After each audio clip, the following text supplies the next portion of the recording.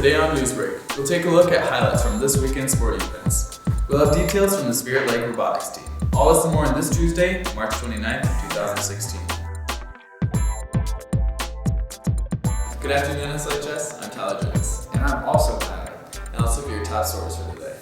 The robotics team competed at UNI this past weekend. They will have one more competition in a few weeks. The speech team will be hosting a presentation night tonight at 7 p.m. in the Sammy Center. Come support the speech team and enjoy improv, one-act, storytelling, and more.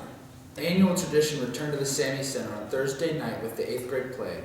The students performed a doo-wop Red Riding Hood for a large crowd in the auditorium. This year's performance was actually a musical filled with songs and acting. The play even featured several singing solos for the actors. The play combined some of today's problems, like watching too much television and the fairy tale of Red Riding Hood. The end of the play featured one final singing and dancing performance with all of the actors on stage. And finally, happy birthday today to Sydney Winter and Emerson Latham. Now let's send it over to Jacob Boss for today's weather. All right, thanks guys. Let's take a look at the weather headlines for this week. It's going to be windy throughout the week, kind of a classic spring week here, but some strong storms are going to be possible tomorrow. We'll continue to watch that, and then cooler as we go into later in the week after those thunderstorms move out. And there's a slight risk of severe weather down to the south, down towards Des Moines. You see that yellow color there. Marginal risk just to our south, but otherwise could have a couple of strong thunderstorms going to kick in tomorrow. Could have a light shower around today as well. 57 degrees at 4 o'clock, 58 there at 5 o'clock. A couple showers tomorrow morning, then really kicking up throughout the day tomorrow. 49 degrees. They're very warm in the morning. Now kind of hold steady tomorrow. 58 degrees for the high today. More clouds moving in, a couple of isolated showers. That's going to be possible tonight too with a low of 49. Then it really kicks in for tomorrow and lingering into Thursday. Kind of those scattered showers and storms kind of deal. 47 there on Thursday, 40 on Friday, so a lot cooler. We know it's going to be windy throughout the week. Then warming up slowly as we go into the weekend and much warmer as we go into next week.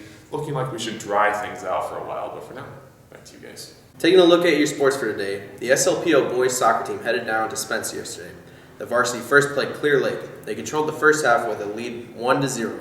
The second half stayed 1-0 until Clear Lake scored a goal. The game stayed tied for the remainder of the half until Clear Lake scored a goal, taking the lead and the win 2-1. The JV would tie Clear Lake 2-2. Both teams went on to play Mason City. The varsity boys dominated the first half, taking a lead 1-0.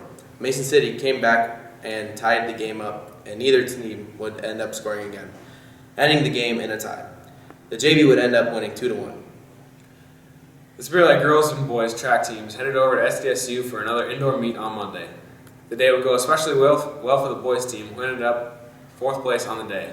The girls team says many personal bests were reached for the girls and runners as well. The big finisher for the boys was the first place finish of the 4x4 meter relay, including Jacob Phillips, Adam Skopak, Zach Ricken, and myself. Zach Ricken would also take first place in 300 meter hurdles and set a new school record. Locally, Billy Brown and Ryan Kriener were selected to be on the Northwest boys basketball team. The Northwest boys won their first game over the Northeast boys, 117-86. Kriener led all scorers with 29 points in the championship game. The Northwest boys fell to the Southwest boys, 105-85. Kriener had 27 in that game. Now let's look at your sports for today. Back to you guys. And now we'll oop it on over to Tanner with March Madness. Okay, back to the March Madness. In first place, we have Ethan Wicks with 71 points. Second place, Alex Gillespie with 70 points. And third place, Nick Cornwell with 65 points. Nick Cornwell is done for the season. All his Final Four teams were wrong. And we will keep you updated on this week's list. So, back to you, Tyler. We have the DJs for this Friday's Key Club dance. Yes. So I have a couple of questions for you to kind of help people know about the dance. Where is the dance this Friday? Well, the dance will be held in the Black Box in the Sammy Center at 9 o'clock and 9 p.m. until 12 p.m. And what should people wear? Well, it is a black tie dance, so it would be cool. I mean, that you could wear white or you could wear some neon clothes. Dylan, what do you think? People should Yeah, any neon clothes would look really cool.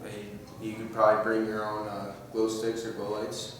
Yes. Make it even more brighter and more fun for everybody. Yes. And the money raised from this dance will go towards what? Yes, all the proceeds are going to the Humane Society in Okoboji or Milford. So, yep, the Key Club came to us and asked us if we would like to host the dance, and we would.